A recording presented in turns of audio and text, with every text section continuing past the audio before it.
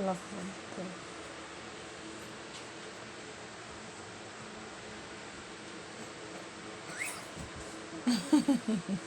Natutuwa siya sa kanyang kalamba.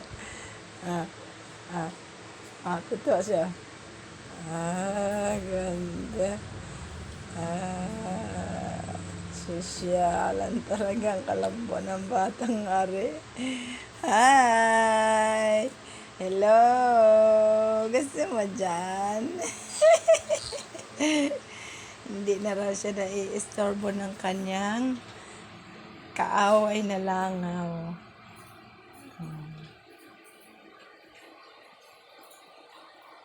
Kala mo na sa sa underpass. Say bye-bye. Bye-bye! Hindi na ako magalaw ni Mamila. Nakakulong na ako.